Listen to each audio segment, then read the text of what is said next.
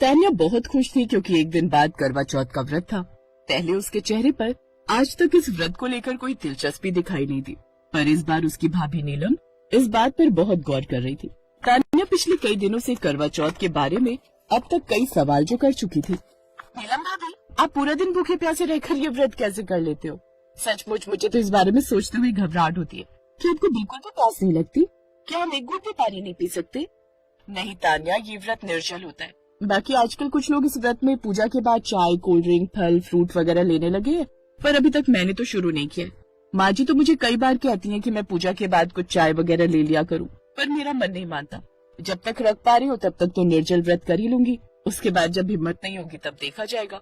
और रही बात इस व्रत में प्यास न लगने की, तो फिर पूरा दिन घर के काम, फिर साज श्रृंगार वगैरह में दिन कब बीत जाता है पता ही नहीं चलता, इसलिए प्यास और भूख की तरफ ध्यान ही नहीं जाता। और शाम के समय रात के खाने के पकवान बनाने के बाद तो बस चंद्रमा का इंतजार होता है। फिर चंद्रमा की पूजा करने के बाद पति के हाथों से पानी पीकर एक अलग ही सुकून मिलता है। कुल मिलाकर ये व्रत मुझे बहुत पसंद है। मुझे बहुत अच्छा लगता है ये निर्जल व्रत करना।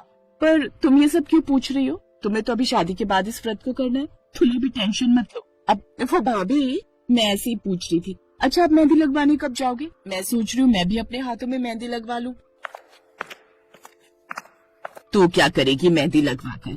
अगर तूने मेहंदी लगा ली तो घर के कामों में हाथ कौन बटाएगा? अपनी भाभी को लगाने दे।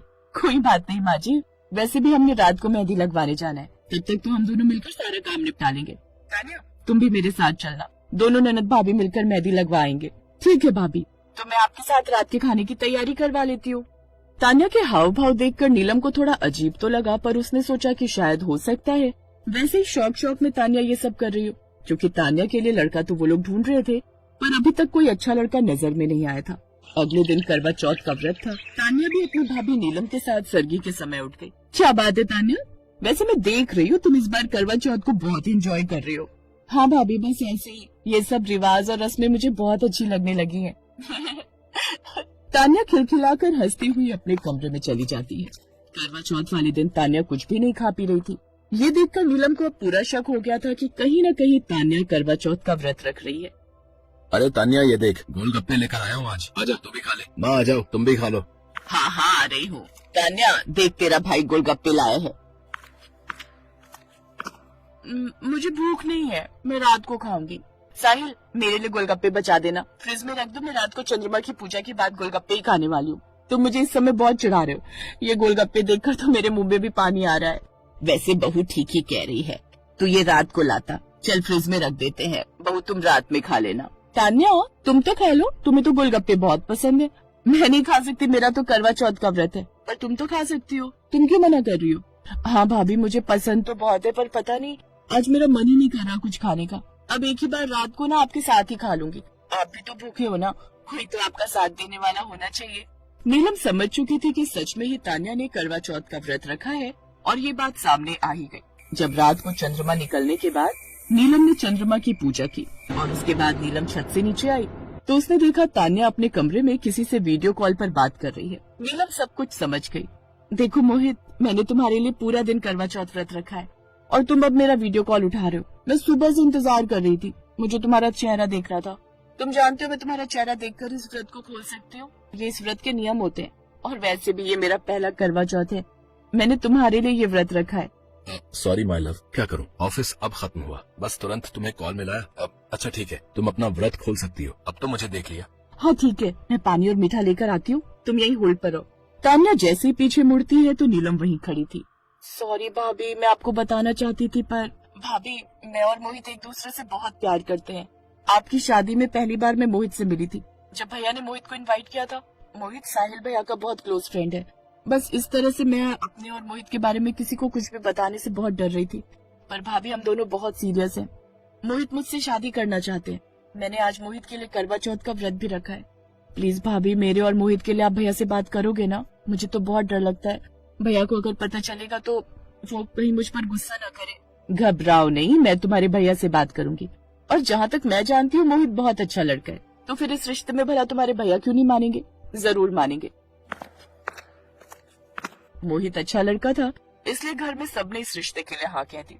तान्या भी बहुत खुश थी कि वो जिससे सच्चा प्यार करती थी उसी के लिए उसने करवा चौथ का व्रत रखा, और आज भगवान गणेश जी की कृपा से उसे मोहित के रूप में एक अच्छा जीवन साथी मिल गया।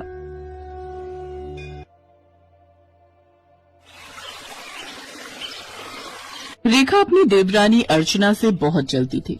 इसका कारण था अर्चना की सुंदरता। अर्चना देखने में रेखा से ज्यादा सुंदर थी।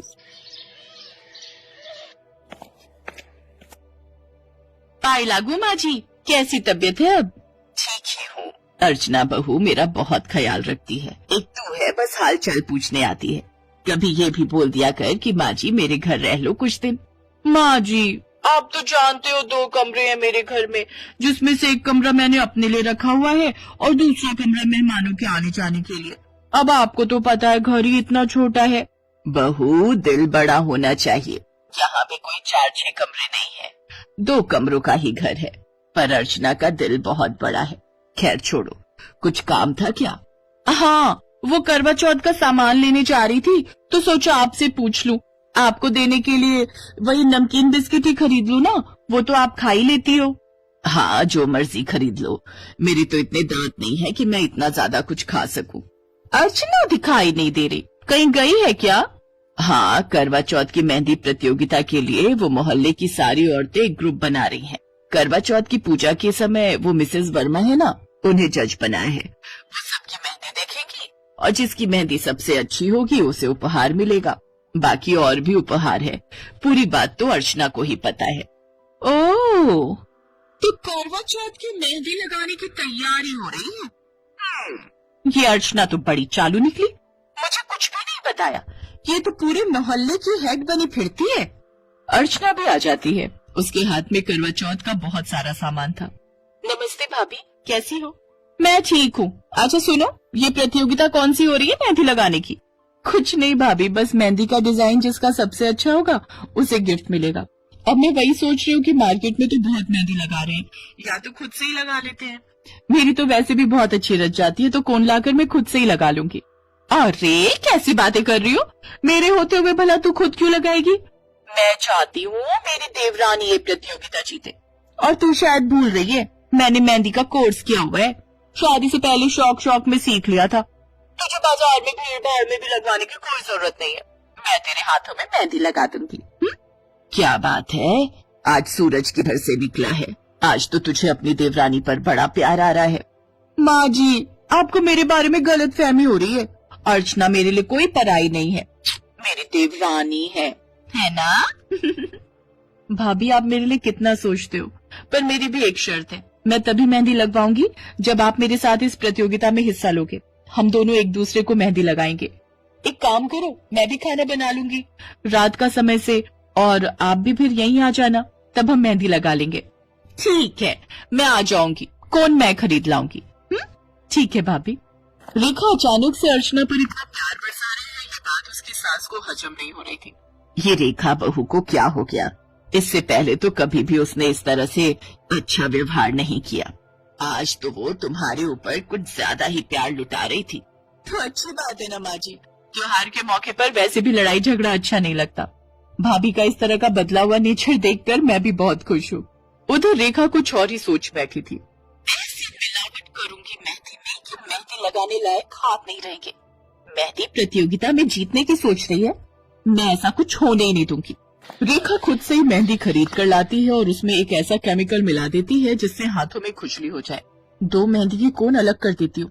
हाँ बस, अब ये मेहंदी लगाने के लिए ले जाती हूँ। जब उसके हाथों में मेहंदी लगाते हुए खुजली होगी तो वो अपने आप ही हाथों को धो लेगी और उसके हाथों में मेहंदी नहीं रचेगी, और मैं मेहंदी बाजार से लगवा लूंगी बढ़िया वाली, और मेहंदी प्रतियोगिता जीत जाऊंगी। रेखा मेहंदी की कोन बनाकर अर्चना के घर पहुँचती है। उसके हाथ में मेहंदी की 4 कोने थी, गिनती की बनाकर लाई है। तू भी रेखा बड़ी ही कंजूस है। माँ जी, आपको हर बार मेरे में नुक्स नजर आता है। अरे मैं अर्चना के लिए ज्यादा मेहंदी वाली लाई हूँ। एक काम करो अर्चना, ये 2 ज्यादा मेहंदी वाली मैं तुम्हें लगा देती हूँ, फिर तुम मुझे लगा देना। ठीक है भाभी। वैसे मुझे आपको कुछ दिखाना है, उसके बाद हम मेहंदी लगाएंगे। क्या दिखाना है? मैं अभी आई। अर्चना के हाथ में कुछ उपहार थे, वो रेखा को देती है। भाभी, मैंने हमेशा आपको अपनी बड़ी बहन माना है। मेरी अपनी तो कोई बड़ी बहन है नहीं। जब मैं शादी होकर आई तो आपके रूप में मुझे बड़ी बहन मिली। घर छोटा पड़ता था इसलिए हम लोग अलग हो गए, पर दिल से आप फिर भी मेरे करीब हो। पता नहीं, इस बार जब आपने मुझे मेहंदी लगाने के बारे में बोला तो लगा कि मेरी अपनी बड़ी बहन मुझे मेहंदी लगाने का बोल रही है, मेरे बारे में सोच रही है। मेरी बड़ी बहन चाहती है कि मैं ये प्रतियोगिता जीतूं, इसलिए कल बाजार गई थी तो आपके लिए ये लहंगा और कुछ श्रृंगार का सामान खरीद लाई थी।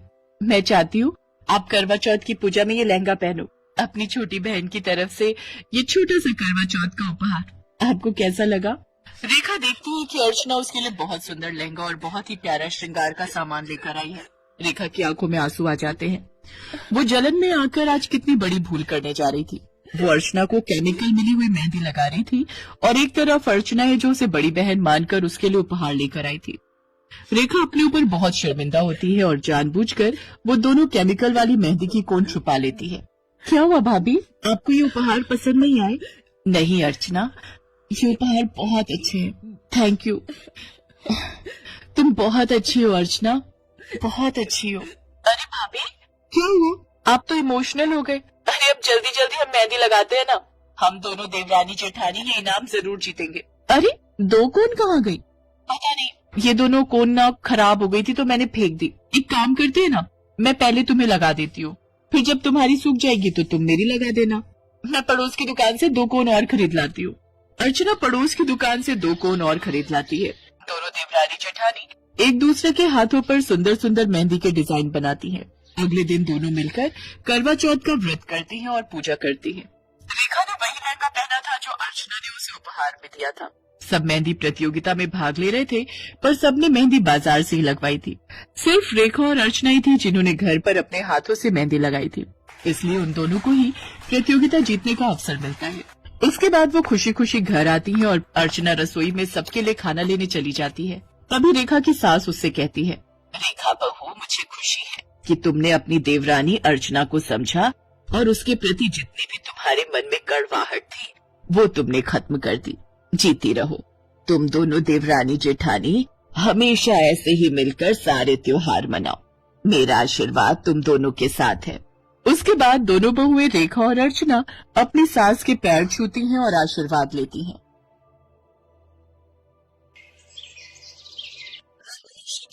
कक्षा में पढ़ते थे। राहुल एक अमीर खानदान का लड़का था जबकि शीतल एक साधारण परिवार की लड़की थी। शीतल राहुल से प्यार करने लगी। राहुल, तुम जानते हो मैं ज्यादा पैसे वाले घर की लड़की नहीं हूँ। तुम्हारे पापा मम्मी आगे चलकर शादी के लिए मान जाएंगे ना? शीतल, मैं तुम्हारे साथ थोड़ा सा टाइम निकाल कर यहाँ टाइम स्पेंड करने के लिए आता हूँ और तुम फिर शादी की बातें लेकर शुरू हो जाती हो। अरे यार, मैंने तुम्हें कहा ना कि अभी हम एंजॉय करते हैं। अभी तो हम कॉलेज में एडमिशन लेंगे, उसके बाद पता नहीं कब जाकर ये शादी वादी के बारे में हम सोचेंगे। अभी तो इस पल को एंजॉय करो यार मेरी जान, शादी की बात बाद में करेंगे ना। अच्छा, अब सब बातें छोड़ो, जल्दी से मुझे मेरे गाल पर एक किस करो। राहुल, तुम लड़के हो और मैं लड़की हूँ, मुझे घर में भी जवाब देना होता है। पापा बोल रहे थे कि 12th की पढ़ाई अच्छे से कर लूं तो अच्छे कॉलेज में एडमिशन करवा देंगे। अगर मैं यहाँ टाइम स्पेंड करती रहूंगी तो पढ़ाई कब करूंगी? अरे क्यों टेंशन ले रही हो यार? अच्छा, थोड़ी देर बैठते हैं ना, फिर चलते हैं। इसी तरह राहुल और शीतल आपस में समय बिता रहे थे। शीतल के पड़ोस में रहने वाला अमर भी शीतल की क्लास में पढ़ता था। वो शीतल को कई बार समझाता था कि वो राहुल से ज्यादा दोस्ती न रखे, पर शीतल उसकी बात को नहीं मानती थी। शीतल, तुम जानती नहीं हो, राहुल अच्छा लड़का नहीं है। वो सिर्फ तुम्हारा फायदा उठा रहा है। वो तुम्हें प्यार व्यार कुछ नहीं करता। तुम मेरी बात को समझो, राहुल का साथ छोड़ दो। देखो अमर, तुम मेरे अच्छे दोस्त हो, पर इसका मतलब ये नहीं कि तुम मेरी पर्सनल लाइफ में दखल अंदाजी करो। मैं जानती हूँ कि राहुल मुझे बहुत प्यार करता है और वो मेरा साथ कभी नहीं छोड़ेगा। उसने मुझे पहले ही कह दिया है कि वो आगे आने वाले टाइम में मेरे से शादी जरूर करेगा। और हाँ, तुम्हारी जानकारी के लिए मैं तुम्हें बता दूं कि मैं कल यानी कि करवा चौथ पर अपने होने वाले पति राहुल के लिए व्रत भी रखने वाली हूँ, समझे? और हाँ, ध्यान रहे इस बारे में स्कूल में किसी को भी पता न चले। अगले दिन शीतल अपने घर वालों और स्कूल वालों से चोरी छुपे सारा दिन भूखी प्यासी रहकर करवा चौथ का व्रत रखती है। स्कूल में वो पेट दर्द का बहाना बनाकर अपना लंच अपनी सहेली को दे देती है और फिर जाकर राहुल से कहती है, राहुल, मैंने आज तुम्हारे लिए करवा चौथ का व्रत रखा है और मैं चाहती हूँ कि तुम मुझे अपने हाथों से पानी पिलाकर मेरा व्रत खोलो। ओफो, ये लड़कियां भी ना न जाने कौन कौन से ड्रामे करती हैं। ओ डार्लिंग शीतल, तुम सुबह से मेरे लिए भूखी प्यासी हो। डोंट वरी, मैं शाम को तुम्हें पानी पिलाने जरूर आऊंगा। शाम को राहुल शीतल के घर के पीछे आता है, जहाँ वो एक पेड़ के पीछे छुप जाता है। शीतल भी बहाना बनाकर घर से बाहर आती है और फिर वो अपने नेट के दुपट्टे से पहले चांद को और फिर राहुल को देखती है। फिर राहुल उसे अपने हाथ से पानी पिलाता है, साथ ही चॉकलेट खिलाता है। अच्छा, व्रत खुल गया हो तो अब जल्दी से मुझे पति वाला धर्म भी निभाने दो। क्या मतलब? अरे पापा, किस तो करने दो। ये कहकर राहुल शीतल को किस करता है और फिर वहाँ से चला जाता है। शीतल और राहुल की नजदीकियां बढ़ती जा रही थी। उनके एग्जाम नजदीक थे, पर शीतल बिल्कुल भी पढ़ाई नहीं कर रही थी। राहुल उसे आए दिन कहीं न कहीं घुमाने ले जाता था। इससे शीतल की पढ़ाई पर बहुत असर हो रहा था। एक दिन, शीतल, तुम क्लास में टॉप करने वाली लड़की हो और तुम्हारे टेस्ट में इतने कम मार्क्स आए हैं। आजकल तुम्हारा ध्यान कहाँ रहता है? मुझे तुमसे ये उम्मीद नहीं थी। शीतल, अब तुम्हारे फाइनल एग्जाम आने वाले हैं, तुम्हें उन पर ध्यान देना चाहिए। सॉरी मैम, मैं ध्यान रखूंगी कि आगे से ऐसी गलती ना हो। मैं खूब मन लगाकर पढ़ाई करूंगी। शीतल उस दिन तो अपने टीचर को ये कहकर बच गई, पर शाम के समय राहुल ने फिर से उसे घूमने चलने के लिए कहा। क्या यार शीतल, मैंने तुम्हारे लिए इतना बड़ा प्लान किया है और तुम एकदम से मना कर रही हो। मेरा मूड खराब हो जाएगा, मैं कुछ नहीं सुनने वाला। आज तो तुम्हें मेरे साथ चलना ही होगा, वरना मैं तुमसे कभी बात नहीं करूंगा। एक काम करता हूँ, मैं प्रिंसी को ले जाता हूँ। प्रिंसी बहुत दिनों से मुझे कहीं घुमाने के लिए कह रही है। एक सेकेंड, कोई प्रिंसी तुम्हारे साथ घूमने नहीं जाएगी। तुम्हारी बाइक पर बैठने का हक सिर्फ मेरा है और किसी का नहीं। तुम रुको, मैं अपना बैग लेकर आती हूँ। अरे शीतल, एक्स्ट्रा क्लास का टाइम हो रहा है, तुम कहाँ जा रही हो? अमर प्लीज, आज संभाल लो ना, तुम तो मेरे सबसे अच्छे दोस्त हो। प्लीज मैम को मेरे लिए कोई बहाना कर देना। मैं राहुल के साथ घूमने जा रही हूँ, अगर मैं नहीं गई ना तो वो नाराज हो जाएगा। ओह अच्छा, ठीक है, जाओ। मैं संभाल लूंगा, पर टाइम से घर पहुँचना। शीतल राहुल के साथ घूमने चली जाती है। राहुल शीतल को एक होटल में ले जाता है। राहुल पर विश्वास करके वो अपने आप को राहुल को सौंप देती है। नादानी में राहुल और शीतल दोनों बहक जाते हैं, पर उस दिन के बाद राहुल का नेचर बदल जाता है। शीतल जब भी उससे बातें करने की कोशिश करती, राहुल उससे दूर होने की कोशिश करता। कुछ दिनों बाद शीतल को पता चलता है कि वो प्रेग्नेंट हो गई है और वो माँ बनने वाली है। राहुल, मैं बहुत परेशान हूँ। मैं कब से तुमसे मिलने की कोशिश कर रही थी, पर तुम हो कि मुझसे बात ही नहीं करते हो। राहुल, मैं प्रेग्नेंट हूँ, मैं माँ बनने वाली हूँ। मुझे बहुत घबराहट हो रही है। मुझे लगता है हमें अपने अपने घर वालों को इस बारे में बता देना चाहिए ताकि हमारी शादी हो सके। कैसी बातें कर रही हो शीतल? मैं भी खुद बच्चा हूँ, मैं एक बच्चे का बोझ कैसे संभाल सकता हूँ? मेरी मानो तो ये बच्चा गिरा दो। अरे वो तो मजे मजे में हो गया, क्या करोगे इस बच्चे को रखकर? मेरे साथ चलो, मैं अभी तुम्हारा अबॉर्शन करवा देता हूँ। राहुल की बात सुनकर शीतल उसे जोर से चांटा लगाती है। तुम्हें शर्म आनी चाहिए राहुल। मुझे तो लगा कि हमारे प्यार की निशानी को तुम दुनिया के सामने स्वीकार करोगे, पर नहीं, तुम तो कायर हो। अरे तो जैसी पता नहीं कितनी मेरे आगे पीछे घूमती है। तो खुद आई थी मेरे पास चलकर, मैं नहीं आया था। तू सिर्फ मेरे पैसे पे मरती थी, इसीलिए तू मेरे आगे पीछे घूमती थी। मुझे क्या पता था कि तू गोंद की तरह मेरे से चिपकने की कोशिश करेगी। एक बात कान खोलकर सुन ले, मेरा अब तुझसे कोई वास्ता नहीं है। और हाँ, ज्यादा चूचे पड़ती तो सबके सामने बदनाम कर दूंगा। अरे कैसे बताएगी? कोई सबूत है कि ये बच्चा मेरा है? राहुल शीतल के मुंह पर उसकी बुरी वाली बेइज्जती करके चला जाता है। शीतल बहुत रोती है। उन दोनों की ये सारी बातें अमर सुन लेता है और वो शीतल के पास जाता है। अमर, तुमने ठीक कहा था, राहुल अच्छा लड़का नहीं है, उसने मुझे। बस शीतल, मैं सारी बातें सुन चुका हूँ। मैं चाहूँ तो अभी राहुल को सबक सिखा सकता हूँ, और मुझे तुम्हारी चिंता है, मुझे तुम्हारी इज्जत की परवाह है। मैं जानता हूँ राहुल कितना गिर सकता है। तुम घबराओ नहीं शीतल, मैं इस बच्चे को अपना नाम दूंगा। मैं तुमसे शादी करूंगा, हम कल ही स्कूल में शादी करेंगे। पर अमर, तुम तो सब कुछ जानते हो, फिर भी मेरे लिए। शीतल, मैंने तुम्हें हमेशा से ही सच्चा प्यार किया है। मैं तुम पर और इस बच्चे पर कोई आँच नहीं आने दूंगा। अगले दिन अमर और शीतल अपने कुछ दोस्तों के सामने स्कूल के कमरे में एक दूसरे को जयमाला पहनाते हैं और अमर शीतल की मांग में सिंदूर भर देता है। शीतल की आंखों में आंसू थे। वो अमर से गले लगकर बहुत रोती है। मुझे माफ कर दो अमर, मुझसे बहुत बड़ी गलती हो गई। तुमने जो आज मेरे लिए किया है वो कोई भी नहीं करता। उसके लिए बहुत बड़ा दिल चाहिए जो सिर्फ तुम्हारे पास है। Thank you Amar, thank you so much. चुप हो जाओ शीतल। देखो, अब तुम्हारी सारी परेशानियां मेरी परेशानियां हैं। तुम्हारी जिंदगी के सारे दुख मुझे दे दो, मैं तुम्हें सारी खुशियां देना चाहता हूँ। अमर और शीतल अभी बात कर ही रहे थे कि तभी उनकी टीचर वहाँ जाती है और वो गुस्से में अमर और शीतल को प्रिंसिपल के ऑफिस लेकर जाती है। वहीं शीतल के पापा को बुलाया जाता है। शीतल को अपने पापा के साथ घर भेज दिया जाता है। वहीं शीतल के पापा ने अमर को बुलाया और उसे जोरदार चांटा लगाया। देखा कल्याणी, तुम्हारी बेटी स्कूल में ये गुल खिलाती है, इस लड़के के साथ शादी की है। मैं तुझे जिंदा नहीं छोड़ूंगा। सुनिए, मारिए मत, अब ये आपकी बेटी का पति है। पापा, अमर को मत मारो, अमर की इसमें कोई गलती नहीं है। मैं आपको सब सच बताती हूँ, प्लीज पापा अमर को मत मारो।